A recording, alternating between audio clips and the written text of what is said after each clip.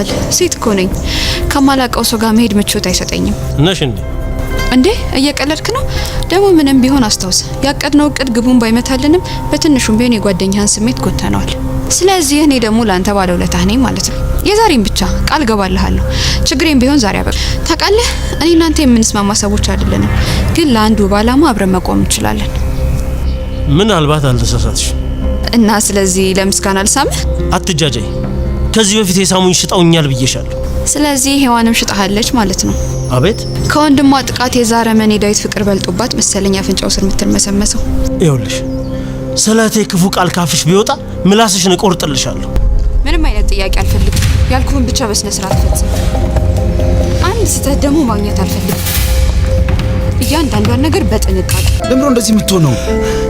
ይሄ ነገር እንደሚፈጠር ታውቆኝ ነበር። ቀኑ ሙሉ ቀፎኛል እያልኩ ነው ያልኩት እኮ። ምንም ላደርግላት አልቻልኩም። ወይ ዴቭ፣ አንተ እኮ ይሄን ነገር አልፈጠርከውም ማለት። አሁን አንተ ተረጋጋ። ሉሊት ደህና ትሆናለች። ምን ደህና ትሆናለች? እስካሁን እኮ አልነቃችም። ምናልባት ዶክተሮቹ እኮ የሆነ ደንቡን ለማሟላት ነው እያደረጉ ያሉት። እኔ ምንም አልገባኝም። ቆይ ለምንድን ነው በዚህ ልክ ተስፋ እየቆረጥክ ያለው? እንዴት ነው ተስፋ ማልቆርጠው? እዛው ቤተሰቦቿ ጋር እኮ አቶ መሰለ ወይ ጠልፎ ወይ የሆነ ነገር ያረጋታል ወይ ያስወልዳታል እንጂ ህልሟ ቢመክን ነው እንጂ በህይወት መኖር ትችል ነበር። ምንድነው የሚያንበቀብቅህ? ቆይ ሰው መቅጨት ብርቅህ ነው እንዴ? ደግሞ እኮ አንተ ባገጫትም ሌላ ሰው ሊገጫት ይችላል። ምክንያቱም ደግሞ ሉሊት እንድትሞት የተፈረደባት ሴት ናት የምልህ ገባ? ስለተፈጠረው ነገር ለናኦድ እንዳትነግረው ብያለሁ። ምክንያቱም ከነገርከው እኔ ጋር ከመድረሱ በፊት የሽጉጡን መስራትና ለመስራት እንኳን የሚያረጋግጠው አንተ ግንባር ላይ ነው። ባንቴሮ ምን አዲስ ነገር አለ? ትንሿ አሁንም አልነቃችም። ሳትነቃ ስንት ቀን እንደምትቆይ አናውቅም። ማለት ዶክተሮቹ ምንም ደስ የሚል ተስፋ ሊሰጡኝ አልቻሉም። እውነትህን? ከመኝታ ቤት የተሻለ ሌላ መጋብዝ ነገር ይኖራል? መቅላትሽና ልብሽ ንጹህ ቢሆን ነበር። ናኦድ ዴቭን ለመግደል ሽጉጥ ደቅኖ ነበር፣ ግን ደግሞ ቃታውን መሳብ አልቻለም ማለት ነው። ምክንያቱም እሱ እንዳሰበው ዴቭ ሊፈራውና ወይም ደግሞ ምንም አይነት ፍርሃት አላየበትም ነበረ ማለት ነው። በዚህ መሃል ግን ባንቴሮ ስለመጣና የናኦድን ቁጣና ንዴት አብርዶታል ማለት ነው። እንደዛም ቢሆን ግን ዴቭ ምንጊዜም ቢሆን በማንኛውም ሰዓት ቃታውን ቢስብ እንኳን ግድ እንደሌለው ለናኦድ ስለነገረው ናኦድም እንግዲህ የደቀነውን ሽጉጥ ቃታ መሳብ አቅቶት ነበረ ማለት ነው። ግን ደግሞ የዛሬ ድርጊቱ ወደፊት ላይ ያደርገው እንደማይችል ምንም ማስተማመኛ የለም ማለት ነው። ይሄ ሀሳብና ይሄ ፍርሃት ደግሞ የባንቴሮ ነው። ናኦድ ምን ያህል ጨካኝ እንደሆነና ክፉ ሰው እንደሆነ ገብቶታል ማለት ነው። ዴቭንም እንግዲህ እያስጠነቀቀው ነበረ ማለት ነው። ምን ያህል ክፉና ምን ያህል ጨካኝ እንደሆነ ባንቴሮ ለዴቭ ሲነግረውም ዴቭም እንግዲህ ከኔ በላይ ልታቀው አትችልም፣ ምክንያቱም እሱ የኔ ወንድም ነበረ ማለት ነው ብሎታል ማለት ነው። የኔ ወንድም ነበረ፣ ስለዚህ እሱን ከኔ የተሻለ ማንም ሰው ሊያቀው አይችልም ብሎታል። ግን ደግሞ ባንቴሮ ዴቭ ከመቼውም በላይ መጠንቀቅ እንዳለበት ነግሮታል ማለት ነው። ሌላው ሮዛ ነች። ሮዛ እንግዲህ ሁሌ ጊዜ ቢሆን የምትታመንና ማንም ሰውን የማታምነች ማለት ነው። እንግዲህ ከናኦድ ጋር ብዙ ስምምነት ነበራቸው። ያ ነገር ደግሞ ስለወደቀና ስለከሸፈ አሁን በራሷ መንገድ ነገሮችን ለማስተካከል ደፋ ቀና እያለች ነው ያለችው። ይሄ ነገር ደግሞ ከናኦድ ጋር ትልቅ ግጭትና ትልቅ ችግር ውስጥ እንደሚጨምራት አላሰበችም ማለት ነው። እሱም ከዚህ በፊት አስጠንቅቋታል። እኔን ለመክዳትና ወይም ደግሞ እኔን ለማታለል ብትሞክሪ ትልቅ ችግር ይደርስብሻል ብሎ አስጠንቅቋት ነበር ማለት ነው። ግን ደግሞ እሷ ያንን ነገር አሁን ላይ ሽራዋለች ማለት ነው። እንግዲህ ነገሮችን በራሷ ለማስተካከልና ዴቭንም ነው በተዘዋዋሪ ዴቭን ለማስወገድ ወይም ደግሞ እሱን ችግር ውስጥ ለመጨመር የተጠቀመችበት መንገድ እንግዲህ ትልቅ ችግር ውስጥ ሊጨምራት ይችላል ማለት ነው። ምክንያቱም በናኦድ መኪና ሉሊትን ለማስገጨት ሞክራለች። እሷንም ህይወቷ እንዲጠፋና ወይም ደግሞ ችግር ውስጥ እንድትገባ አድርጋለች። እንደዚህ ያደረገችበት ምክንያት እንግዲህ ናኦድ መኪና ስለሆነ የተገጨችው ሉሊት ያኔ ደግሞ ዴቭ ዝም ሊል አይችልም። ወይ ዴቭ ናኦድን ይገለዋል ወይ ናኦድ ደግሞ ዴቭን ይገለዋል። ስለዚህ ይሄንን እቅድ አቅዳ ነው ያደረገችው ማለት ነው። ግን ደግሞ እሷ ባሰበችው መንገድ እየሄደላት አይደለም ማለት ነው። ምክንያቱም ሉሊት በእርግጥ አደጋ ደርሶባታል፣ ግን ደግሞ ለሞት የሚያበቃ አይደለም። ችግር ውስጥ ነች ያለችው። እሷ እንዳሰበችው አይደለም የሆነላት ሮዛ ማለት ነው። ይሄንን ነገር ባደረገችበት ሰዓት እንግዲህ ወይ ዴቭ ወይ ናኦድ ችግር እንዲፈጥሩ አስባ ነበረ።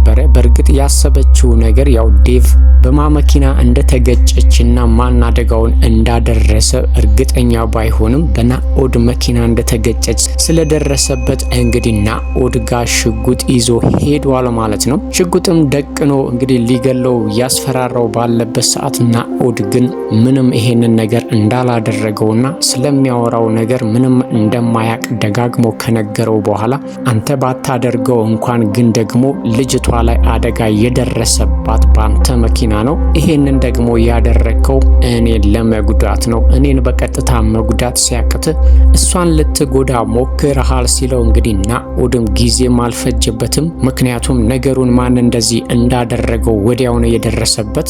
ምክንያቱም ሮዛ መኪናውን ብላ ጠይቀውና በሱ መኪና የሆነ ቦታ መሄድ እንደምትፈልግ ነግራው ስለነበርና ስለፈቀደላት በሱ መኪና ይሄ ነገር ከተከሰተ የሷ ስራ እንደሆነ ገብቶታል ማለት ነው።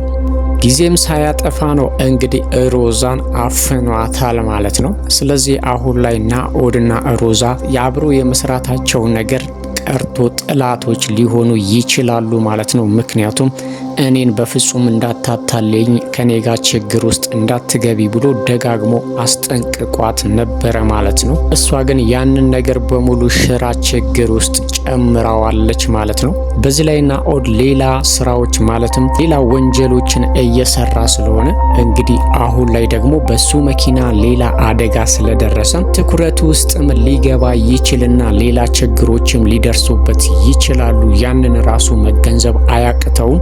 አሁን ላይ እንግዲህ ዴቭ በማ መኪና እንደተገጨች ስላወቀ ምናልባትም ለፖሊሶቹ ቃሉን ከሰጠና የገጨው መኪና የሱ እንደሆነ ከታወቀ ናኦድ ራሱ ከባድና ያላሰበውና ያልጠበቀው ችግር ውስጥ ሊገባ ይችላል። ለዚሁ ትልቁ መንስኤ ደግሞ ያው ሮዛ ነች።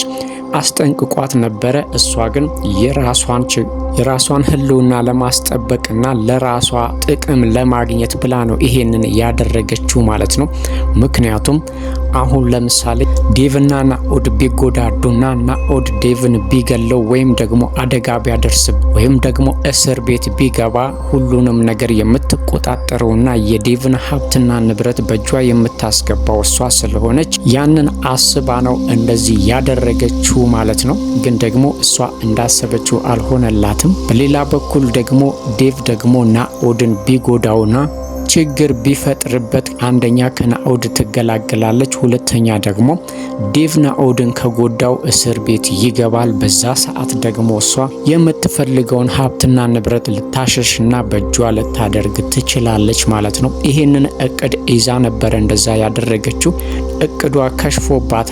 ነገሩም የተገላቢጦሽ ነው የሆነው ማለት ነው። ስለዚህ አሁን ላይ ናኦድ ሮዛን በቀላሉ አይለቃትም። ምክንያቱም ከባድ ችግር ነው የፈጠረችው ማለት ነው። መኪናዋ ሰው ላይ አደጋ አድርሳለች ተብላ መፈለጓና ወይም ደግሞ ችግር መፍጠሩ የማይቀር ነው ማለት ነው። ይሄንን ነገር ደግሞ ናኦድ አይፈልገውም። ምክንያቱም ናኦድ ከጀርባው ብዙ የሚሰራቸው ወንጀሎች ስላሉና ነገሮችን በጥንቃቄ ነው ማድረግ የሚፈልገው።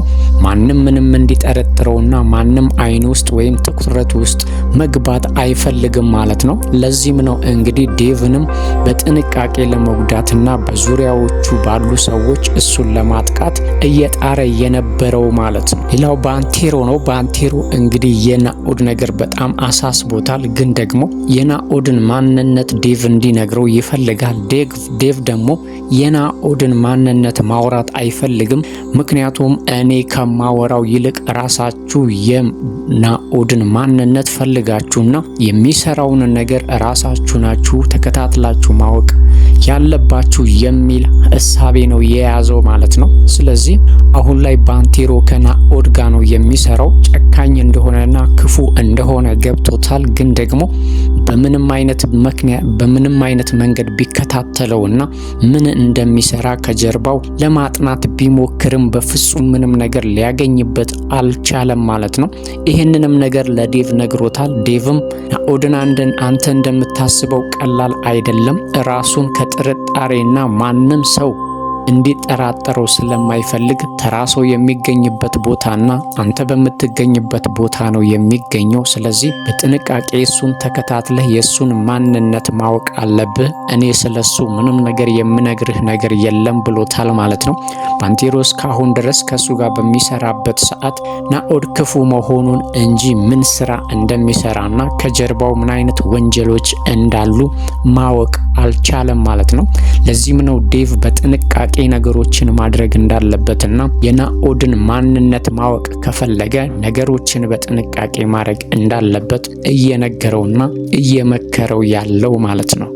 ሮዛም እንግዲህ የሰራችው ስህተት ትልቅ ችግር ውስጥ የሚጨምራት ይመስለናል ማለት ነው። ምክንያቱም ናኦድ ነገሩን እንዳያውቀው አስባ ነበረ። ይሄንንም ለሹፌሩም ትልቅ ማስጠንቀቂያ ሰጥታው ነበር። ግን ደግሞ በሱ መኪናን ወንጀል እንደተሰራና ሰው እንደተገጨ ተደርሶበታል ማለት ነው። ስለዚህ አሁን ላይ ሮዛ ችግሩን አቃናለሁ ወይም ደግሞ ከናኦድ ጫወታ ውስጥ እወጣለሁ ብላ የባሰ ወደ ናኦድ ጫወታ ውስጥ ገብታለች፣ እይታ ውስጥ ማለት ነው። እንግዲህ ሳታስበው በሯ ላይ አፍኖ ወስዷታል። ምን ሊያደርጋት እንደሚችል አናቅም። ምክንያቱም አሁን ሮዛ ጠፋች ብሎ እንኳን ለሷ የሚጨነቅና ለሷ የሚያስብ ማንም አይኖርም ማለት ነው። ምናልባትም ከባድ ችግር ሊያደርስባት ይችላል ወይም ደግሞ ለሰራችው ስራ ከበድ ያለ ቅጣትና እስካሁን ድረስ እንግዲህ ናኦድ ማንነቱን በደንብ ያወቀችው አይመስለንም። እንግዲህ ማንነቱን ራሱ በትክክል ሊያሳውቃት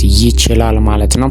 ይሄ ደግሞ ለሮዛ ላደረገችው ቅጣትና እያደረገች ላለችው ነገር ተገቢ ነው የሚሆነው ማለት ነው። ምክንያቱም ናኦድ ሉሊትን መቼም መጉዳት አይፈልግም።